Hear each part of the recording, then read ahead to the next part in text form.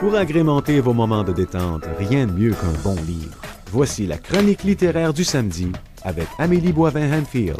Et oui, cette semaine, je vous présente 3 livres et je débute avec Petit manuel du travailleur autonome de Martine Letarte et Judith Lucier. Ce sont 2 journalistes et je pense que c'est un livre qui va convenir autant à moi qu'à Amélie. Je l'ai lu cette semaine et c'est un livre qui donne plein de trucs, plein de témoignages de gens qui sont travailleurs autonomes et dans toutes les sphères, autant un DJ, autant une chroniqueuse littéraire qu'un ébéniste, un architecte. C'est vraiment super intéressant de voir comment ils sont devenus travailleurs autonomes.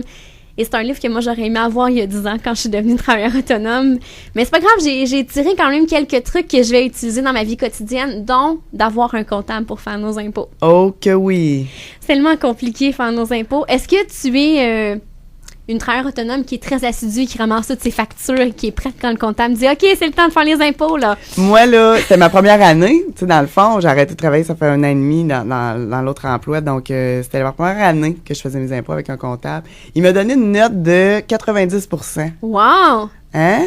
J'étais ouais. assez fière, merci. Donc oui, bon, les factures étaient un peu pêle-mêle, mais bon, je me suis fait un système, là. Pour l'année prochaine, j'espère avoir un 100% de la part de mon comptable. Parce que moi, la première année, c'était catastrophique. J'avais aucune facture, j'avais rien à déduire, fait que j'ai payé beaucoup cette année-là, mais après, on apprend. Oui, on apprend. Alors, je rappelle le titre « Petit manuel du travailleur autonome, conseils et témoignages » de Martine Letarte et Judith Lucier.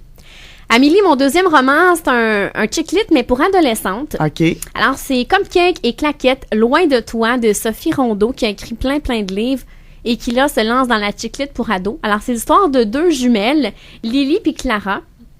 Et ils sont vraiment complètement différentes l'une de l'autre. Il y en a une qui est super fonceuse, qui tout va bien pour elle, qui aime beaucoup danser. Et l'autre est très réservée. Elle aime beaucoup cuisiner, surtout des cupcakes. Et là, ils vont prendre la décision ensemble de se séparer pour aller au secondaire. Alors, il y en a une, la plus réservée, qui va aller dans une école privée avec l'uniforme. Et la deuxième va se rendre dans une école, la polyvalente. Et elle va suivre des cours dans une école de danse. Et là, okay. Ça va être difficile pour les deux de s'adapter parce que quand t'es depuis 12 ans avec ta jumelle tout le temps, qui est ta meilleure amie, et là, tu te retrouves dans une école où t'as pas d'amis, tu dois te faire de nouveaux amis, c'est pas toujours évident. Et c'est le fun de voir les 2 tempéraments, comment les filles gèrent ça. Ouais, c'est intéressant.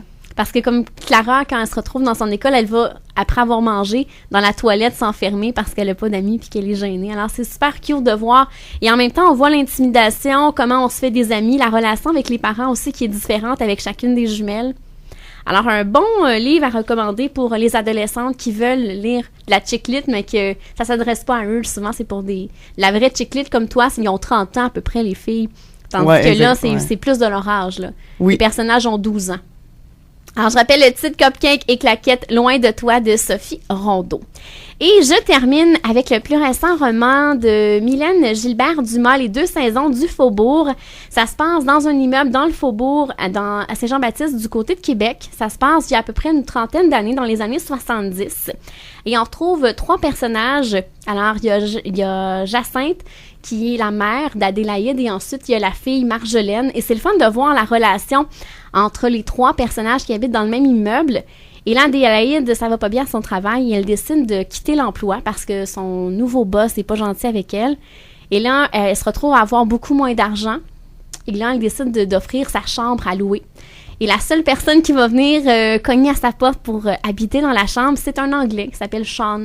Et personne dans la famille parle anglais. Alors, tu t'imagines un peu la relation, ça va être quand même assez particulier. Ouais. Et personne voit Sean de la même façon. La petite fille, elle trouve ça super cool d'avoir un homme dans la maison. Elle le trouve fin, elle a du plaisir avec lui. Puis elle se dit qu'elle va apprendre l'anglais. Tandis qu'Adélaïde, elle est très protectrice. Elle a peur de lui, elle a peur des hommes. Et elle a peur de laisser sa fille toute seule avec lui lorsqu'elle va travailler. Alors, c'est assez intéressant de voir ça. Alors, mais ce que j'ai trouvé dommage, c'est que j'ai trouvé ça moins intéressant que les 2 précédents romans de Mylène Gilbert-Dumas.